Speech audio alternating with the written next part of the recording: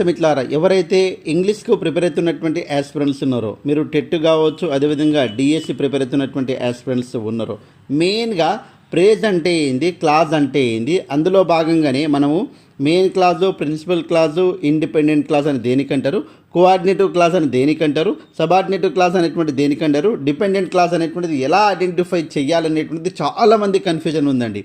అయితే ఈ వీడియోలో అసలు ప్రేజ్ అంటే ఏంది, అదేవిధంగా క్లాజ్ అంటే ఏంది, దాంట్లో ఉన్నటువంటి టైప్స్ అన్నీ కూడా నేర్చుకోవడానికి ప్రయత్నం అయితే చేద్దాం. ప్రతి ఎగ్జామ్లో కూడా బిట్ వస్తుంది. ఇలాంటి బిట్ అనేటువంటిది చాలామంది వదిలిపెడతారండి, కానీ చాలా సింపుల్ టెక్నిక్స్ ఉంది. దీంట్లో మనము ఈజీ ట్రిక్ తోటి మనము ఐడెంటిఫై చేయవచ్చు. ఆ రకంగా ఆ ట్రిక్ ద్వారా మనం ఈజీగా మార్క్ అనేటువంటిది సంపాదించవచ్చు. కాబట్టి అలాంటి ట్రిక్ తెలుసుకోవడానికి ప్రయత్నం అయితే చేద్దాం. లెజెండ్స్ ఎప్పుడు లైక్ చేయకుండా వీడియో చూడరండి, కాబట్టి తప్పకుండా లైక్ చేస్తారు మనస్ఫూర్తిగా కోరుకుంటూ వీడియోలోకి వెళ్ళిపోదాం. మెయిన్గా చూసినట్లయితే ఇక్కడ ప్రేజ్ అంటే ఏంది, అసలు క్లాజ్ అంటే ఏంది, ఒక్కసారి వాటి గురించి పోలిక అనేటువంటి చేద్దామండి. ఒకసారి చూడండి, ప్రేజ్ అనేటువంటిది, phrase it does not have a subject or finite verb. అంటే సబ్జెక్ట్ అనేటువంటిది ఉండదు, ఫైనైట్ వర్బ్ అంటే టెన్స్ను కలిగి ఉండదు. ఓకే, అంటే ఇక్కడ అర్థం చేసుకోవాల్సింది ఏంటంటే సబ్జెక్టు లెస్ సెంటెన్సెస్ ఏవైతే ఉంటాయో వాటిని ప్రేజ్ అంటామండి. ఫైనైట్ వర్బ్ అనేటువంటిది ఉండదు అంటున్నాడు, అంటే ఏంది, టెన్స్ కలిగినటువంటి వర్బ్ ఉండదు. అదే క్లాజ్ అయితే దీనికి ఆపోజిట్ అండి. It has a particular subject, తప్పకుండా సబ్జెక్ట్ కలిగి ఉంటుంది. ఫైనైట్ వర్బ్ను కలిగి ఉంటే దానికి క్లాజ్ అని పిలవడం అనేటువంటిది జరుగుతుంది. ఫస్ట్ పాయింట్ చాలా చాలా ఇంపార్టెంట్ అండి. ఎగ్జాంపుల్స్ కూడా చూద్దామండి. మనము ఎగ్జాంపుల్స్ చూసిన తర్వాత ఈజీగా అర్థమవుతుంది. తర్వాత సెకండ్ పాయింట్ చూసినట్లయితే it does not indicate any tense, ఎలాంటి టెన్స్ను తెలియజేయదు అనేటువంటిది ప్రేజ్ అండి. దీనికి ఆపోజిట్ ఏంటి, clause. It indicates a particular tense, తప్పకుండా ఒక వాక్యం చూసిన వెంబడే అది క్లాజా లేకుంటే ప్రేజా అనేటువంటిది, అందులో టెన్స్ ఉందా లేదా అనేటువంటిది చూసి మనం ఐడెంటిఫై చేస్తామండి. కాబట్టి పర్టికులర్గా టెన్స్ని కలిగి ఉంటే దానికి క్లాజ్ అని పిలవడం అనేటువంటిది జరుగుతుంది. థర్డ్ పాయింట్ చూసినట్లయితే it does not give complete meaning, అంటే ఇక్కడ కంప్లీట్ మీనింగ్ అనేటువంటిది ఇవ్వదండి, కానీ క్లాజ్ అనేటువంటిది ఇట్ గివ్స్ కంప్లీట్ మీనింగ్. కాబట్టి తప్పకుండా కంప్లీట్ మీనింగ్ అనేటువంటిది ఇస్తుంది క్లాజ్ అనేటువంటిది. తర్వాత ఫోర్త్ వన్ చూసినట్లయితే it is a combination of noun, pronoun, articles, adjective, adverbs and preposition. ఇవన్నీ కూడా ఇట్ ఈస్ ఏ కాంబినేషన్ అంటుండు. It is a combination of particular subject and finite verb అనేటువంటిది ఉంటుంది. కానీ ఇక్కడ ఫైనైట్ వర్బ్ ఉంటుందా, ఉండదండి. ఎగ్జాంపుల్ చూస్తే ఈజీగా అర్థమవుతుంది, టెన్షన్ పడవద్దండి. It always depends on clause to provide meaning, అంటే ప్రేజ్ అనేటువంటి దేనిపైన ఆధారపడుతుంది, క్లాజ్ పైన ఆధారపడుతుంది. అన్క్లియర్ మీనింగ్ ఇచ్చేటువంటిది ఏంది, ప్రేజ్ అండి. ఎలాంటి టెన్స్ను కలిగి ఉండదు, కాబట్టి ఎలాంటి కంప్లీట్ మీనింగ్ను ఇవ్వదు, కానీ దీనికి ఆపోజిషన్ ఏంది, క్లాజ్ అండి. తర్వాత it is an optional in sentence, ఇది రాస్తే రాయొచ్చు లేకుంటే లేదు, కానీ వాక్యంలో క్లాజ్ అనేటువంటిది తప్పకుండా రాయాల్సినటువంటి అవసరం అయితే ఉంటుంది. మెయిన్గా ఇప్పుడు మనం తెలుసుకున్నటువంటిది ఏంటంటే ఎలాంటి టెన్స్ అనేటువంటిది ఉండదు, ప్రేజ్ అంటే ఎలాంటి సబ్జెక్ట్ అనేటువంటిది ఉండదు అనేటువంటిది మనం ముఖ్యంగా తెలుసుకోవాల్సినటువంటి విషయాలండి. ఇప్పుడు ఎగ్జాంపుల్ చూసినట్లయితే ఈజీగా అర్థమవుతుంది. మనం ఒక్కసారి చూసేటువంటి ప్రయత్నం అయితే చేద్దామండి. ఒక్కసారి చూడండి ఈ వాక్యం, ఇన్స్పైట్ ఆఫ్ వర్కింగ్ హార్డ్ అనేటువంటిది వాక్యం ఉందండి. Okay, Venu failed in the exam last year. ఇక్కడ టెన్స్ కలిగినటువంటి వాక్యం ఏదండి, ఇక్కడ వేణు ఫెయిల్డ్ అనేటువంటిది సబ్జెక్ట్ ప్లస్ V2 ఉంది, సింపుల్ పాస్ట్ టెన్స్ అండి. కాబట్టి ఇది క్లాజ్ అవుతుందా, ప్రేజ్ అవుతుందా, క్లాజ్ అవుతుంది. ఇదేమవుతుంది, ప్రేజ్ అవుతుంది. అంటే ఒకసారి అర్థం చేసుకోవాలి, ఒక వాక్యాన్ని చూసిన ఎమ్మడే అది క్లాజా ప్రేజా అనేటువంటిది మనం తెలుసుకోవడం అనేటువంటిది చాలా ఈజీ అండి.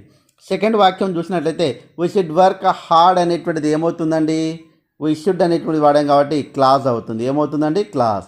తర్వాత in order to succeed our life, ఇందులో టెన్స్ కలిగి ఉందా అండి, లేదు, కాబట్టి ఇది ఏమవుతుందండి, ప్రేజ్ అవుతుంది. చాలా సింపుల్ అండి.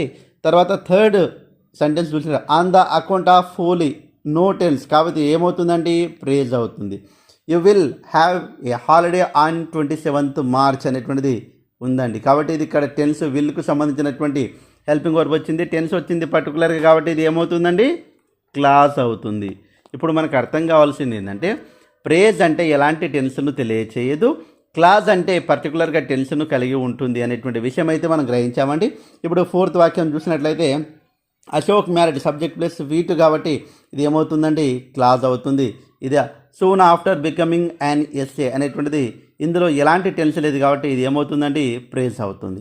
ఐ థింక్ అంటే మీకు అర్థమవుతుందనే విషయం అయితే నాకు అర్థమవుతూ ఉన్నది. ఒకవేళ అర్థం కాకుంటే ప్లీజ్ రిపీట్ అగైన్ అనేటువంటిది కామెంట్ చేయండి. Because of having family problems, ఇక్కడ టెన్స్ అనేటువంటిది లేదండి. Shalini working in private school అనేటువంటిది ఇక్కడ చూడండి. బికాస్ ఆఫ్ హ్యావింగ్ ఇక్కడ మనం కామన్గా చూసుకోవాల్సింది Shalini working in private school. ఇక్కడ మనకు టెన్స్ లేదు. తర్వాత బికాస్ ఆఫ్ హ్యావింగ్ ప్రాబ్లమ్స్ ఇక్కడ కూడా టెన్స్ లేదండి. ఈ రెండు టెన్స్ లేదు కాబట్టి ఏమవుతుందండి, ప్రేజ్ అవుతుంది. In case of getting job అనేటువంటిది కూడా ఏమవుతుందండి, ప్రేజ్ అవుతుంది. Ramesh will give us a party అనేటువంటిది క్లాజ్ అవుతుంది. తర్వాత ఆయన అకౌంట్ ఆఫ్ దివాళీ ఏమవుతుంది, కామెంట్ చేయండి. అదేవిధంగా వీ ప్రిపేర్డ్ స్వీట్స్ ఎస్టర్డే అనేటువంటిది ఏమవుతుంది. 7th 1, 8th 1, 9th 1, 10th 1 ఈ 4 ఏది ప్రేజ్ అవుతుంది, ఏది క్లాజ్ అవుతుంది అనేటువంటిది ఒక్కసారి మీరు కామెంట్ అయితే చేయండి. చాలాసార్లు కామెంట్ చేయమని చెప్తున్నాను, కామెంట్ చేయడం లేదు. బట్ మీరైతే కామెంట్ చేస్తే టైం వేస్ట్ అవుతుందని అనుకుంటున్నారు. బట్ ఒకసారి ఏంటంటే మనము ఆ వాక్యానికి 1-2 సార్లు చదువుతామండి. కామెంట్ చేస్తే చాలా బాగుంటుంది. ఒక్కసారి క్లాజ్ అనేటువంటిది డివైడ్ చేస్తామండి. చాలా చాలా ఇంపార్టెంట్. ఇక్కడ చూడండి, clause is subdivided into 3 kinds. They are 3 రకాలుగా డివైడ్ చేయడం అనేటువంటిది జరుగుతుంది. అందులో మెయిన్ క్లాస్, దీనికి ప్రిన్సిపల్ క్లాస్ లేకుంటే ఇండిపెండెంట్ క్లాస్ అని చెప్తారు.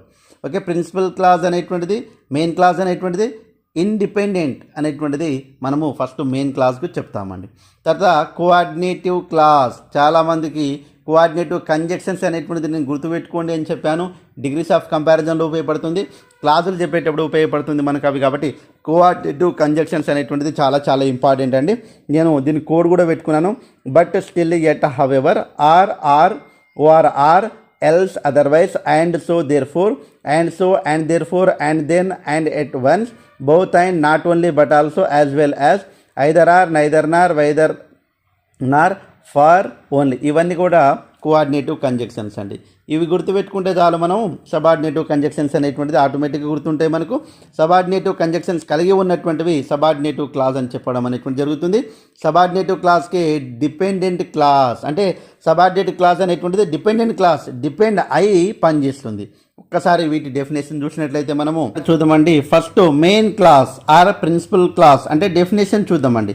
ఈ clause that does not have కంజక్షన్ను కలిగి లేనటువంటి వాక్యాలను మనము మెయిన్ క్లాస్ అని చెప్తాము, లేకుంటే ప్రిన్సిపల్ క్లాస్ అని చెప్తాము. కంజక్షన్ను కలిగి ఉండదండి. తర్వాత కోఆర్డినేటివ్ క్లాస్ అంటే a clause that has a coordinative conjunction.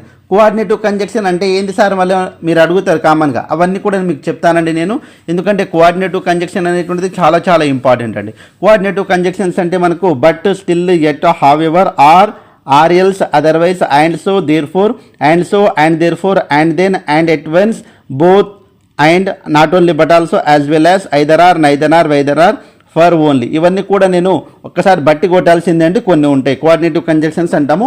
ఇవన్నీ లిస్ట్ కూడా ఇప్పుడు పెడతానండి, ఒకసారి చూద్దాం. కోఆర్డినేటివ్ కంజక్షన్, అదేవిధంగా కోఆర్డినేటివ్ క్లాస్ అంటాము. సబార్డినేటివ్ క్లాస్ అంటే ఏంది, సబార్డినేటివ్ కంజక్షన్ కలిగి ఉన్నటువంటి వాక్యాలను మనము సబార్డినేటివ్ క్లాస్ అంటాము. సార్ కోఆర్డినేటివ్ క్లాసు సబార్డినేటివ్ క్లాస్కి సంబంధించినటువంటి ఆ లిస్ట్ అనేటువంటిది ఒకసారి డిస్ప్లే చేస్తాను, చూసేటువంటి ప్రయత్నం అయితే చేయండి.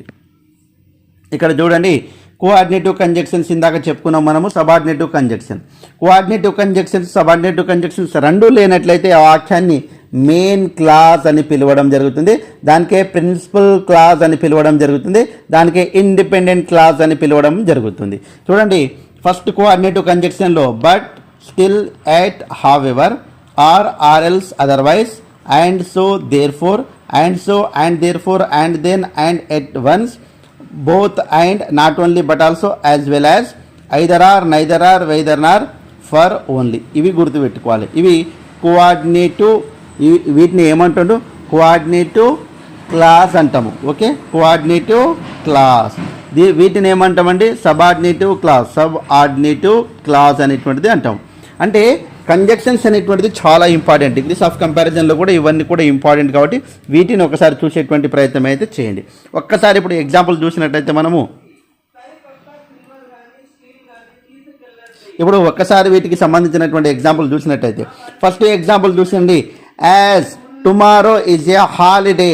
యాజ్ అనేటువంటిది ఇక్కడ కంజక్షన్ అండి. ఈ రెండు వాక్యాలను కలపడానికి ఉపయోగపడేటువంటి కంజక్షన్. ఈ కంజక్షన్ అనేటువంటిది దేంట్లో వస్తుంది? సబార్డినేటివ్ కంజక్షన్లో వస్తుంది. కాబట్టి ఈ వాక్యం ఏమవుతుందండి? సబార్డినేటివ్ క్లాజ్ అవుతుంది. We're planning to visit the zoo అనేటువంటిది ఏమవుతుంది? ఇందులో కంజక్షన్ ఉందా? కంజక్షనే లేదండి. ఇది ఒకటే కంజక్షన్ ఉంటుంది కామన్గా రెండు వాక్యాలను కలపడానికి. కాబట్టి ఇది ఏమవుతుంది? మెయిన్ క్లాజ్ అవుతుంది. దీనికే మనము ప్రిన్సిపల్ క్లాజ్ అని పిలవడం అనేటువంటిది జరుగుతుంది. కన్ఫ్యూజ్ కావద్దండి. తర్వాత సెకండ్ వాక్యం చూసినట్లయితే you should get a job in 2016 అనేటువంటిది ఇందులో కామన్గా సపోజ్ అనేటువంటిది ఉంది. సపోజ్ అనేటువంటిది రెండో వాక్యానికి ఉందండి. కాబట్టి సపోజ్ అనేటువంటిది రెండో వాక్యానికి ఉంది కాబట్టి ఇక్కడ మనకి ఏమవుతుందండి? సపోజ్ అనేటువంటిది ఏమవుతుంది? సబార్డినేటివ్ క్లాజ్ అవుతుంది. ఎందుకు? సబార్డినేటివ్ కంజక్షన్ కిందికి వస్తుంది, టేబుల్లో చూసాం మనము. కాబట్టి ఈ వాక్యం ఏమవుతుంది? First one, you should get a job in 2016 అనేటువంటిది ప్రిన్సిపల్ క్లాజ్ అవుతుంది. I think you are understanding very well. తప్పకుండా మీకు అర్థం చేసుకుంటూ ఉన్నారని నేనైతే భావిస్తున్నాను. థర్డ్ వన్ ఒకసారి చూసినట్లయితే you pay the fee on 13th March, ఇక్కడ కామా ఇచ్చాడు. ఇందులో కంజక్షన్ ఉందా అండి? లేదు. కాబట్టి ఏమవుతుందండి? ప్రిన్సిపల్ క్లాజ్ అనేటువంటిది ఉంటుంది. అదర్వైజ్ అనేటువంటిది ఏం క్లాజ్ అండి? ఇది కామన్గా మనకు కోఆర్డినేటివ్ క్లాజ్ అవుతుంది. ఎందుకు?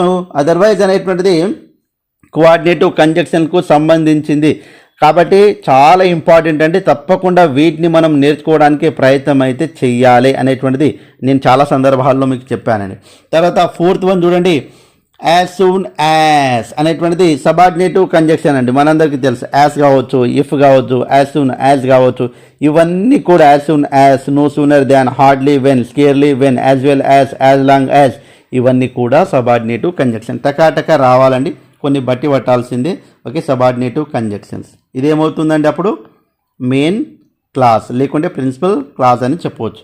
ఫిఫ్త్ వన్, సిక్స్త్ వన్ చూడండి. Fifth one, phrase. ప్రేజ్ అంటే మనకు తెలుసండి, ఇంతకుముందు మనం నేర్చుకున్నాం. In the event of preparing well for the match, ఇందులో టెన్స్ ఉందా అండి? లేదు. They will win the match, ఇదేమవుతుంది? ప్రిన్సిపల్ క్లాస్ లేకుంటే మెయిన్ క్లాస్ అని చెప్పడం అనేటువంటిది జరుగుతుంది. ఇంకో రకంగా చెప్పాలంటే ఇది క్లాస్. ఏమవుతుందండి? క్లాస్. ఓకే, క్లాస్లో ఏంది? మళ్ళీ మెయిన్ క్లాస్ అనేటువంటిది గుర్తుపెట్టుకోవాలి. While going to the college, while అనేటువంటిది వచ్చింది. ఇక్కడ ప్రేజ్ అనేటువంటిది చెప్తున్నాం మనం, ఎందుకంటే టెన్షన్ లేదు కాబట్టి. మీట్ విత్ అన్ యాక్సిడెంట్ అనేటువంటిది చెప్తున్నాము. ఇక్కడ ఏమవుతుందండి? మనకి కామన్గా ప్రిన్సిపల్ క్లాస్ అనేటువంటిది అవుతుంది. ఇక్కడ నోట్ పెట్టుకోండి, ఒక్కసారి చూడండి. ఇక్కడ నోట్ పెట్టి రాసుకోవచ్చు. ఒక్కసారి ఇక్కడ చూడండి. While, after, before are used as a conjunction or preposition. కంజక్షన్గా ఉపయోగించవచ్చు, అదేవిధంగా ప్రిపోజిషన్గా కూడా ఉపయోగించవచ్చు. వైల్, ఆఫ్టర్, బిఫోర్ అనేటువంటిది పదాలను మనము కంజక్షన్గా ఉపయోగించవచ్చు, ప్రిపోజిషన్గా ఉపయోగించవచ్చు అనేటువంటిది మనకు తెలవాల్సి ఉంది. సో ఈ రకంగా మనం ఈజీగా అయితే మార్కు తెచ్చుకోవడానికి అనుకూలంగా ఉంటుంది. సో ఇప్పుడు చూడండి, ఇందాక నోట్ పెట్టి రాసుకున్నాం కదా, దాంట్లో మనం చూడండి ఒకసారి.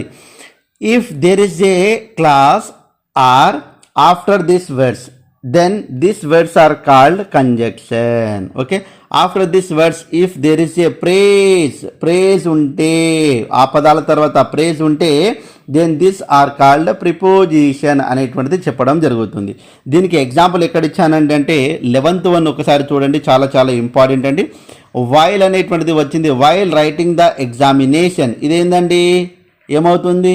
ప్రిపోజిషన్ అవుతుంది. వైల్ అనేటువంటిది ఏమవుతుందండి? ప్రిపోజిషన్ అవుతుంది. ఇక్కడ చూడండి, ప్రేజ్ అవుతుంది. ఎందుకు ప్రేజ్ అవుతుందో మనందరికీ తెలుసండి, కాబట్టి చాలా జాగ్రత్తగా గమనించాలి. 7th వన్ ఒకసారి చూస్తే బీయింగ్ లేజీ అనేటువంటిది ప్రేజ్ అండి. Raju did not go to school yesterday అనేటువంటిది మెయిన్ క్లాస్ అండి. తో అనేటువంటిది దేనికి సంబంధించినటువంటి కంజక్షన్ అండి? ఇది కామన్గా సబార్డినేటివ్ క్లాస్. ఎస్సీ అంటే సబార్డినేటివ్ క్లాస్, ఎంసీ అంటే మెయిన్ క్లాస్ అండి. కాబట్టి తెలిసి ఉంది కాబట్టి మెయిన్ క్లాస్ అవుతుంది. తర్వాత ఎంసీ అంటే మెయిన్ క్లాస్ అవుతుంది, ఎందుకంటే చాలా ఈజీ అండి, టెన్షన్ పడొద్దు మీరు. తర్వాత ఎస్సీ అంటే సబార్డినేటివ్ క్లాస్. ఈ రకంగా ఇక్కడ చూడండి 12th వన్ ఒక్కసారి మనం చూసినట్లయితే సేమ్ అండి. Suppose you cut the aerial roots, the banyan tree will fall, main clause అండి. ఇది సబార్డినేటివ్ క్లాస్ అంటున్నా, ఎందుకంటే సపోజ్ అనేటువంటిది కంజక్షన్ వాడాము కాబట్టి. ఫస్ట్ వీటన్నింటికి మనం చేయాల్సింది ఏంటంటే మెయిన్గా ఉన్నటువంటి దాంట్లలో మనమైతే ఫస్ట్ ఆ టేబుల్ నేర్చుకోవడం చాలా ఇంపార్టెంట్. 13th వన్ చూడండి ఒకసారి.